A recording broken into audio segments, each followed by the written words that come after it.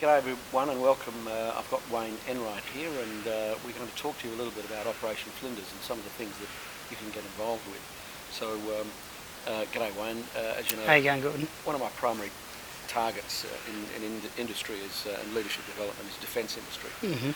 So this video is just to give people a bit of an overview of you and what we're doing together with Operation Flinders. So you've got a major background in adventure training over many years, and so I'm keen to understand what it is that brought you to work with Operation Flinders here. Yeah, sure.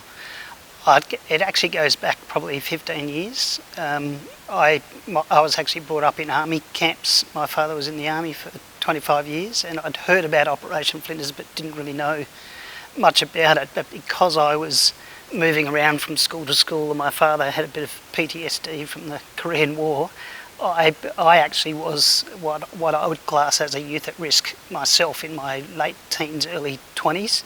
So I have a bit of empathy for the young people that we have coming through the program, and I wanted to somehow contribute to helping people of that age group.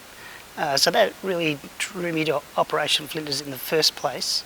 The other thing is I've been in business for myself for about 20 years, focusing on leadership, team and personal development training, mostly using outdoor experiential learning. And what I've found is that if you teach people theory in a classroom about leadership, that's very different to going out into a unpredictable, adventurous environment and actually putting the theory to the test. So I signed up with Operation Flinders in 2009 and quickly became aware of the difference between what I would call positional authority in a role in a workplace where most of the adults are fairly compliant and they'll listen to what you say because you're the boss. And in the Operation Flinders context, you can be the team leader, but the young people we have coming along are often resisting your leadership and causing all sorts of stress for you. So it's a much more demanding leadership role than I've ever experienced. And so I thought there's a lot of lessons there that we can use for leadership training.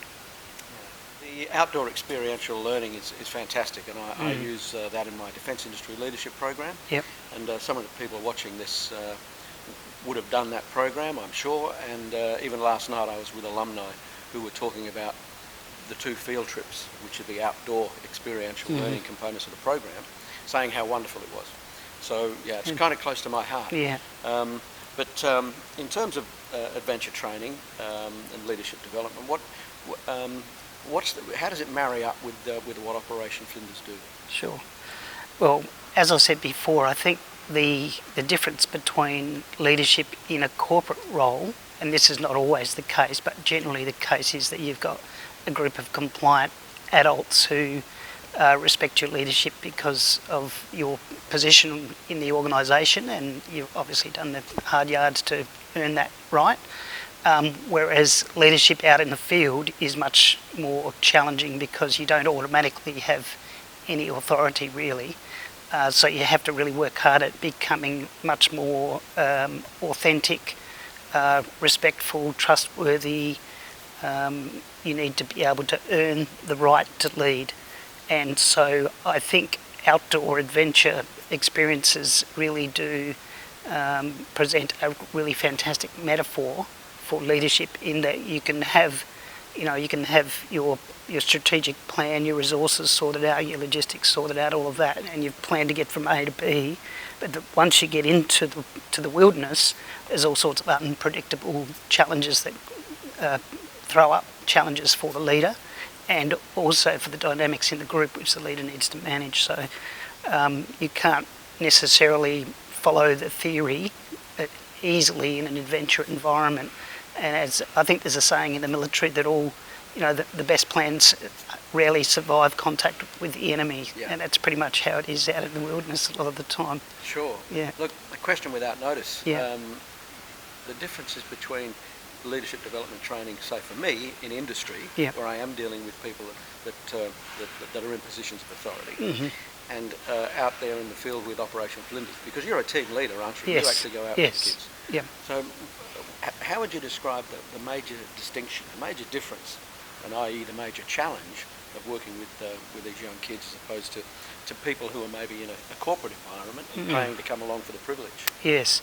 Well, probably the main difference is that the technical skills that the person has for the job really need to be taught as you go, and so they're totally dependent on you right from the beginning, and you've got to teach them all the survival skills and self-management skills. Yeah. And then you have to construct a team structure or environment for them to work within and take responsibility for, and then over time you're trying to transfer that responsibility more and more to them.